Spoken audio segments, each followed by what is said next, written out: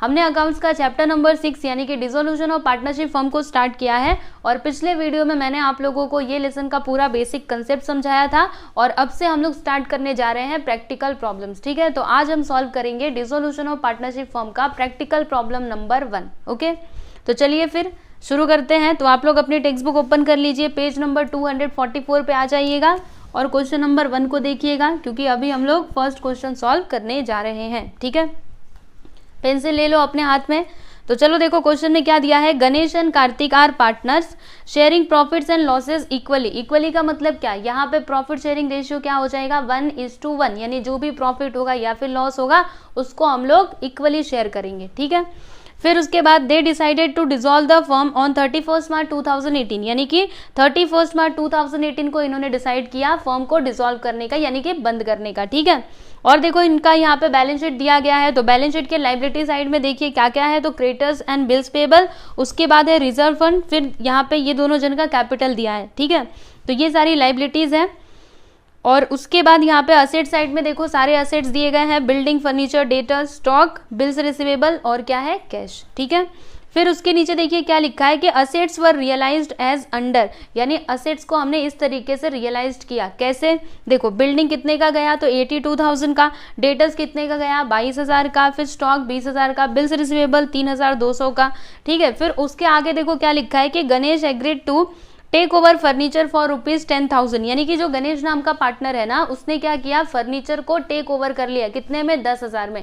मतलब क्या हुआ इसका कि यहाँ पर हमने फर्नीचर को कैश में नहीं बेचा, बल्कि कौन लेकर के गया, तो पार्टनर लेकर के गया। ठीक है, तो जब भी पार्टनर लेकर के जाएगा उसको टेक ओवर करेगा। तो एंट्री मैंने आपको क्या बताई थी, याद है आपको, याद है ना। ठीक है, उसको याद रखना, क्योंकि उसी की मदद से हम लोग यहाँ पे एंट्रीज करने वाले हैं। ठीक है, फिर आगे देखिए क्या दिया है, रियलाइजेशन एक्सपेंसेस अमाउंटेड टू ₹2,000, मतलब यहाँ पे रियलाइजेशन एक्सपेंसेस कितना दिया है 2,000, तो ये भी हमको पे करना पड़ता है। रियलाइजेशन एक्सपेंसेस क्या होता है आपको बताया था ना, जब आप असेट्स को बेचते हो तो उसको बेचने के ऊपर जो आप खर्चा करते हो, जैसे एजेंट को आपने पैसा दिया या फिर किसी पार्टनर को कमीशन दिया, तो वो क्या होता है आपका रियलाइजेशन एक्सपेंसेस, यानी असेट्स को बेचने के लिए किया गया खर्चा क्या कहलाता है, रियलाइजेशन एक्सपेंसेस कहलाता है। तो इसे तो आपको पे करना ही पड़ेगा। ठीक है, अब देखो यहाँ पे हमें क्या क्या बनाना है, तो रियलाइजेशन अकाउंट बनाना है, उसके बाद पार्टनर्स कैपिटल अकाउंट, और तीसरा हमको प्रिपेयर करना है कैश अकाउंट। तो देखिए हमने यहाँ पे प्रिपेयर कर लिया है।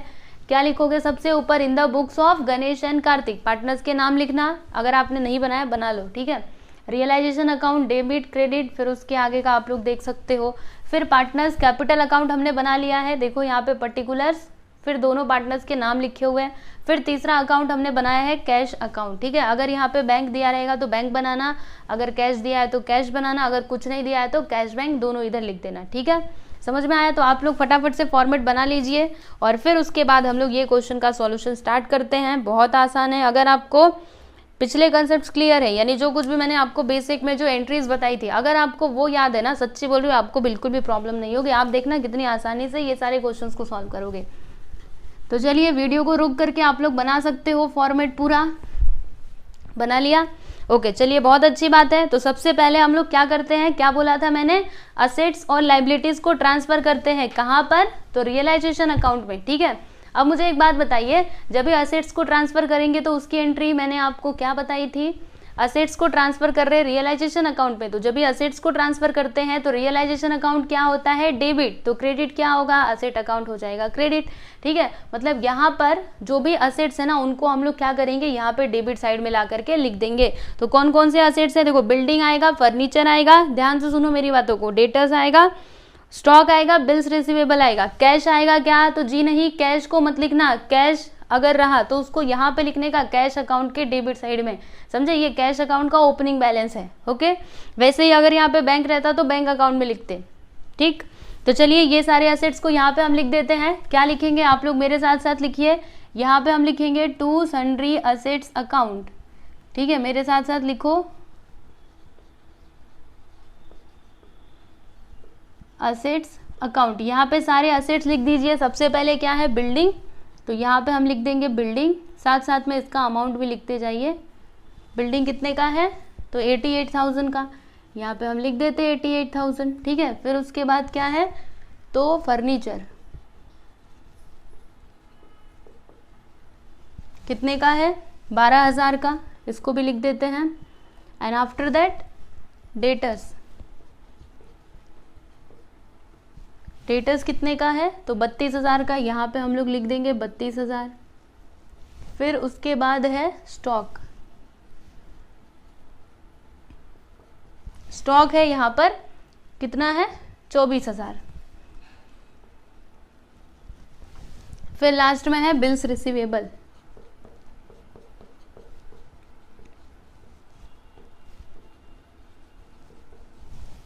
4,000 का। ठीक है, अब ये सभी को आपको क्या करना है, प्लस करना है। तो टोटल करिए कितना आएगा, चलो करते हैं। 88 और 12,000 कितना हो जाएगा, 1 लाख। 1 लाख और 32,000, 1,32,000। फिर यहाँ पे 32,000 और ये 4 उसमें जुड़ जाएगा तो 36,000। फिर इसमें से वो 4 जाएगा तो 40, 2 60, यानी कि यहाँ पे हो जाएगा 1,60,000 रुपये। ठीक है, तो आपका टोटल असेट कितना आ गया, 1,60,000 का। ओके, समझ में आया। तो देख लीजिए यहाँ पे हमने सारे असेट्स को ट्रांसफर कर दिया है रियलाइजेशन अकाउंट में। ठीक है, अब ये जो नीचे आपको कैश दिखाई दे रहा है ये क्या है, कैश अकाउंट का ओपनिंग बैलेंस है। तो इसे हम कहाँ पे लिखेंगे, कैश अकाउंट के डेबिट साइड में। राइट, क्या लिखते हैं आपको याद है ना, कैश का ओपनिंग बैलेंस क्या लिखते हैं, to balance brought down. Yes, very good. कितना है 4,000, तो यहाँ पे आप सीधे सीधे 4,000 लिख दो। ठीक है, अब हम क्या करेंगे, अब हम जो लाइबिलिटीज है उनको ट्रांसफर करेंगे रियलाइजेशन अकाउंट में। ठीक है, तो देखो जब भी आप लाइबिलिटीज को ट्रांसफर करते हो तो इस केस में क्या होता है, रियलाइजेशन अकाउंट क्या होता है, क्रेडिट होता है।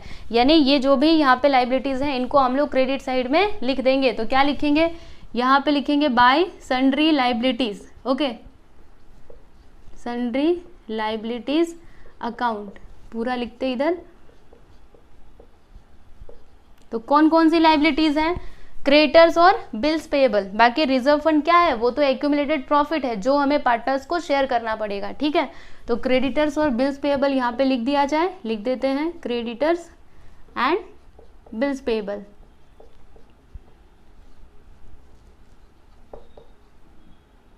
तो क्रेडिटर्स कितना है 18,400 और फिर यहाँ पे बिल्स पेबल है आपका 5,600। अब इन दोनों को प्लस करो, बताओ कितना आता है, 0 0 6 4 10, इधर आ गया 1, फिर 8 5 13, इधर 4 और इधर 2, कितना आ गया 24,000। ठीक है, तो ये हो गया आपका लाइबिलिटी, कितना 24,000। ठीक है, तो लाइबिलिटीज को भी हमने ट्रांसफर कर दिया। अब उसके बाद क्या है, रिजर्व फंड। तो रिजर्व फंड को हम लोग क्या करेंगे, पार्टनर्स को डिस्ट्रीब्यूट करेंगे। कौन से रेशियो में, तो यहाँ पे क्या दिया था, इक्वली, मतलब 1:1। तो रिजर्व फंड है कितना 20,000। 20,000 का आधा करो 10,000 आएगा, मतलब 10,000 किसको मिलेगा, कार्तिक को, और 10,000 मिलेगा गणेश को। तो क्या लिखेंगे हम, यहाँ पे लिखेंगे by reserve fund. Reserve fund है ना, हाँ, तो रिजर्व फंड लिख देते हैं। इसको मिलेगा 10,000 और इसको भी मिलेगा 10,000।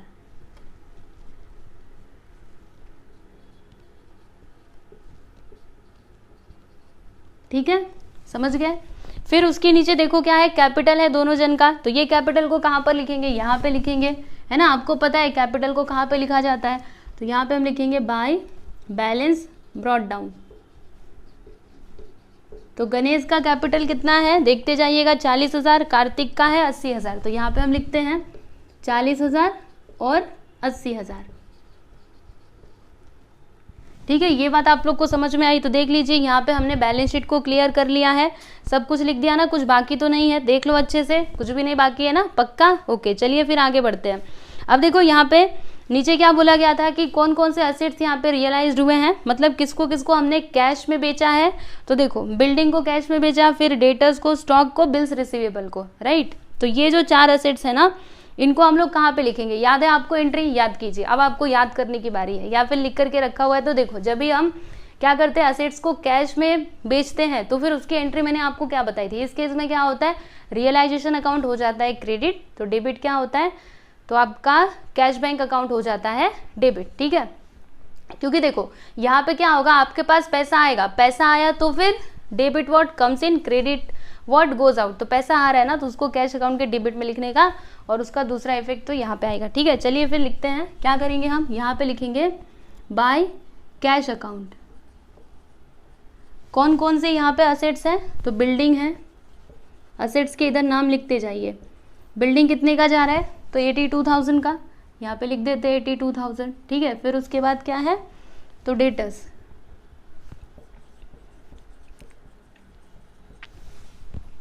ये जा रहा है 22,000 का। फिर उसके बाद यहाँ पे स्टॉक दिया गया है, तो स्टॉक कितने का जा रहा है, 20,000 का। और फिर लास्ट में है बिल्स रिसीवेबल,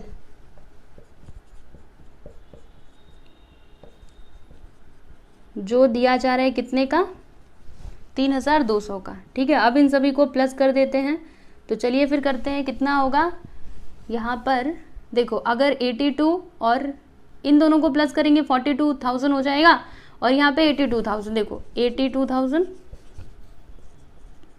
42,000 और 3,200, टोटल कितना होगा, 0 ये 2, 3 2 5 2 7 8 4 12, 1,27,200, यहाँ पे लिख देते हैं हम 1,27,200। ओके, बात समझ में आई आपको। इसका दूसरा इफेक्ट कैश अकाउंट के डेबिट में, देखो पहला क्रेडिट तो दूसरा डेबिट, आप तो जानते ही हो। यहाँ पे क्या लिखेंगे, टू रियलाइजेशन अकाउंट, है ना। क्या किया हमने यहाँ पे, असेट्स को रियलाइज किया, तो आप ब्रैकेट में लिख करके बता सकते हो असेट्स रियलाइज्ड, नहीं लिखोगे फिर भी चलेगा, पर लिख दोगे तो अच्छी बात है। कितना है, 1,27,200, समझ गए ना।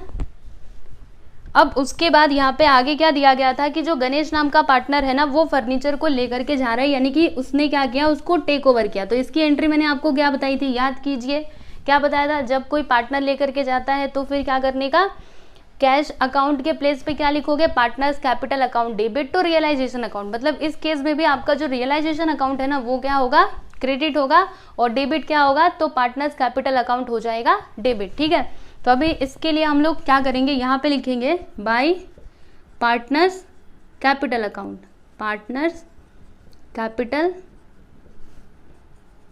अकाउंट।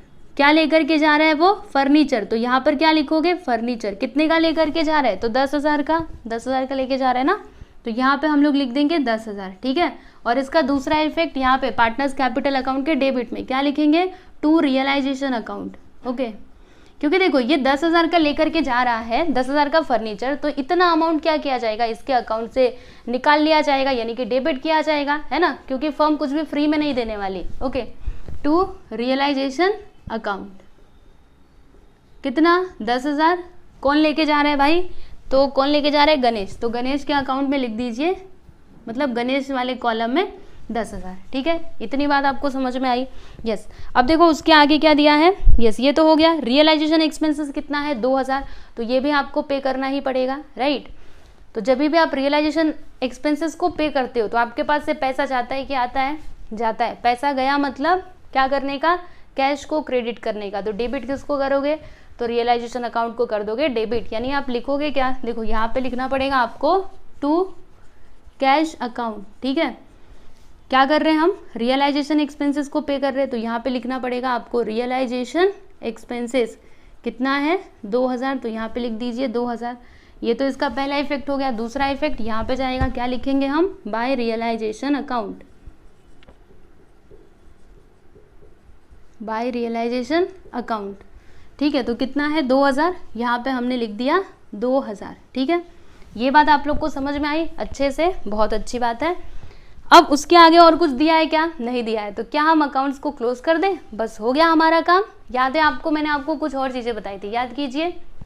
जो भी आउटसाइडर लाइबिलिटीज है उन्हें कंपलसरी पे करना है, भले ही इसमें लिखा चाहे नहीं लिखा, लेकिन आपको देना है। तो आउटसाइडर लाइबिलिटीज कौन कौन सी, मतलब कौन कौन सी यहाँ पे लाइबिलिटीज बाकी है। रियलाइजेशन एक्सपेंसेस हमने दे दिया, उसका काम तो खत्म, लेकिन क्रेडिटर्स और बिल्स पेबल कौन देगा, जब तक आपने इसको पे नहीं किया तब तक आप अपना फॉर्म बंद करके नहीं जा सकते हो, ठीक है। तो जब भी हम लाइबिलिटीज को पे करते हैं तो उसके लिए मैंने आपको एंट्री क्या बताई थी, याद कीजिए। जब भी आप लाइबिलिटी पे कर रहे हो तो इस कंडीशन में क्या होता है, आपके पास से पैसा जाता है, पैसा गया मतलब क्रेडिट होगा, कैश अकाउंट क्रेडिट होगा, तो डेबिट क्या होगा, रियलाइजेशन अकाउंट हो जाएगा डेबिट। तो इसके लिए हम क्या लिखेंगे, देखो यहाँ पे लिखेंगे टू कैश अकाउंट, ठीक है। क्या क्या पे कर रहे हो, क्रेडिटर्स और बिल्स पेबल, तो यहाँ पे लिखिए क्रेडिटर्स एंड बिल्स पेबल, ठीक है। या फिर इसको आप एक और तरीके से समझ सकते हो, सुनो आपको बताती हूँ। जैसे कि रियलाइजेशन एक्सपेंसेस क्या होता है, आपका नॉमिनल अकाउंट होता है, और नॉमिनल अकाउंट का बेसिक रूल क्या होता है, डेबिट में सारे एक्सपेंसेस एंड लॉसेस को रिकॉर्ड किया जाता है और क्रेडिट में गेन्स एंड इनकम को, ठीक है। तो अगर आप लाइबिलिटीज पे कर रहे हो तो एक तरीके से आपके पास से पैसा जा रहा है, यानी एक तरीके से आपका एक्सपेंस है, राइट, तो उसको हम लोग इधर रिकॉर्ड करेंगे। और कैश में अगर हमने क्या किया, बेचा, ठीक है, फर्नीचर वगैरह आपने जो भी असेट्स है उनको बेचा, तो हमारे पास पैसा आएगा, तो उसको हम लोग इधर लिखेंगे, ठीक है। तो समझने के कई सारे तरीके हैं, आप कैसे भी समझिए, लेकिन बस समझना चाहिए, ठीक है। तो चलिए फिर लिखते हैं। देखो क्रेडिटर्स कितने का था, 18,400 का, यहाँ पे लिख देते हैं हम 18,400। और बिल्स पेबल कितने का, तो 5,600 का लिख देते हैं। दोनों को प्लस कर दीजिए, कितना आएगा, तो 24,000, ये लीजिए हमने लिख दिया, ठीक है। तो यहाँ पे हमने ये लाइबिलिटी भी पे कर दी, देख लो। और कोई लाइबिलिटी यहाँ पे बचा हुआ है नहीं, और कुछ भी बचा है इस क्वेश्चन में दिया गया था और कुछ भी नहीं दिया गया था। अब क्या किया जाए, अब चलिए इसका टोटल कर देते हैं, ठीक है। तो अब हम पता लगाते हैं कि इससे हमको प्रॉफिट हुआ या फिर लॉस हुआ, राइट। तो चलो फिर टोटल करते हैं दोनों साइड का, देखते हैं प्रॉफिट हुआ कि लॉस हुआ, फायदा कि नुकसान। देखो अगर क्रेडिट साइड ज़्यादा आया, डेबिट कम, यानी हमको प्रॉफिट हुआ। अगर डेबिट साइड ज़्यादा है और ये वाला कम, यानी हमको क्या हुआ, लॉस हुआ। क्योंकि क्रेडिट मतलब इनकम, अगर इनकम ज़्यादा खर्चा कम तब तो प्रॉफिट, लेकिन अगर इनकम कम और खर्चा ज़्यादा तो क्या होगा, लॉस होगा, ठीक है। चलिए फिर प्लस करके देखते हैं। तो यहाँ पे क्या होगा, रुको मैं आपको करके बताती हूँ फटाफट से, ठीक है। अभी जल्दी जल्दी करेंगे। सबसे पहले इधर का टोटल करते हैं, 24,000 प्लस 24,000 के बाद क्या है, 127,200 प्लस 10,000, 1,61,200, ठीक है। इधर का टोटल इतना आया। अब इधर का टोटल करके देखते हैं, तो 1,60,000 प्लस 2,000 प्लस 24,000, कितना आया, 1,86,000। देखो तो कौन सा वाला साइड ज़्यादा है, डेबिट वाला साइड ज़्यादा है, तो इसको हम लोग दोनों तरफ लिख देंगे। 1,86,000 इधर भी लिखो और इधर भी लिखो, ठीक है। तो बताइए यहाँ पे प्रॉफिट हुआ कि लॉस हुआ। देखो ये क्रेडिट वाला है, ये डेबिट वाला है, तो कौन सा वाला साइड ज़्यादा है, डेबिट साइड ज़्यादा है, यानी कि खर्चा ज़्यादा इनकम कम, मतलब हमको क्या हुआ, लॉस हुआ। कितने का लॉस हुआ अभी पता चल जाएगा, रुको माइनस करके बताती हूँ। 1,86,000 में से 161,200 को माइनस करेंगे तो 24,800 का हमको क्या हुआ, यहाँ पर लॉस हुआ, ठीक है। तो यहाँ पे हम लिखते हैं 24,800, ठीक है। अब ये जो लॉस हमें हुआ है इसे हम क्या करेंगे, दोनों पार्टनर्स को शेयर करेंगे, है ना, क्योंकि लॉस को हम लोग शेयर करते हैं। देखो प्रॉफिट हो या फिर लॉस हो, दोनों पार्टनर्स को बांटना है, राइट। तो यहाँ पे हम क्या लिखेंगे, देखो bye partners capital account, capital account. कौन कौन से पार्टनर्स हैं, एक तो गणेश जी हैं और दूसरे कार्तिक जी, ठीक है। तो गणेश को कितना मिलेगा, इनका रेशियो कितना था, याद है आपको, 1:1, यानी कि आधा तुम्हारा आधा हमारा, राइट। तो इसका आधा करो, 2 1 जा 2, 2 2 जा 4, 2 4 जा 8, यानी 12,400 मिलेगा गणेश को और 12,400 किसको मिलेगा, यस वेरी गुड, कार्तिक को मिलेगा, ठीक है। तो ये देख लीजिए जो भी लॉस था ये हमने दोनों जन को बांट दिया, है ना, दोनों को प्लस कर दिया, इतना आ गया, ठीक है। तो यहाँ पे आपका जो रियलाइजेशन अकाउंट है इसका काम हो चुका है खत्म। अभी हम क्या करेंगे, ये वाला जो अमाउंट है इसको हम लोग इधर से निकालेंगे और यहाँ पे ला करके लिखेंगे। अब बताइए इसको डेबिट में लिखा जाएगा कि क्रेडिट में लिखा जाएगा, क्या लगता है आपको। ये क्या है, लॉस है, लॉस रहेगा तो फिर डेबिट में लिखना है, और अगर प्रॉफिट होता तो फिर क्रेडिट में लिखते, या फिर ऐसा समझिए ये कौन सा साइड में लिखा हुआ है, क्रेडिट में, तो दूसरा इफेक्ट किधर जाएगा, डेबिट में, है ना। अगर ये डेबिट में रहता तो उसको क्रेडिट में लेकर के जाते, ठीक है। तो क्या लिखेंगे हम, यहाँ पे लिखेंगे to realisation account, realisation account. ये क्या है, लॉस है, तो यहाँ पे ब्रैकेट में लिख करके बता सकते हो कितना, गणेश को कितना मिला 12,400 और कार्तिक को 12,400, ठीक है। अब हम क्या करेंगे, तो टोटल करेंगे, देखते हैं यहाँ पे कितना आता है। चलो अगर मैंने उधर का टोटल किया तो 80,000 और 10,000 कितना हो जाएगा, 90,000। तो यहाँ पे लिख देंगे 90,000 बराबर, दोनों साइड में 90,000, इधर भी और इधर भी, ठीक है। अब क्या 90,000 में से ये 12,400 को माइनस करो,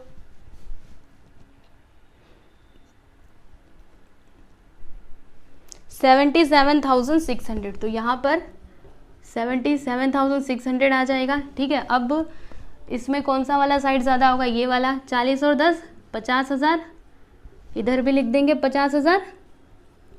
अब 50,000 में से इसको माइनस करना है 22,400 को। चलो फिर करते हैं 50,000 माइनस 22,400।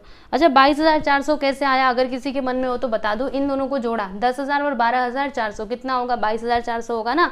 तो क्या करेंगे, इसमें से वो वाले अमाउंट को माइनस करेंगे तो कितना आएगा 27,600। तो यहाँ पे हम लोग लिख देंगे 27,600, ठीक है। अच्छा यहाँ पे क्या लिखेंगे, सुनो अब मैं आपको थोड़ा सा ये समझा दूँ। सुनो, सबसे पहले हम लोग कार्तिक की बात करते हैं। तो देखो कार्तिक का 90,000 फर्म के पास है, ठीक है, जिसमें से 12,400 क्या करना है, काटना है। तो इतना काटने के बाद उसका पैसा कितना बच रहा है 77,600। मतलब इतना पैसा क्या करना पड़ेगा, फर्म को कार्तिक को देना पड़ेगा, ठीक है।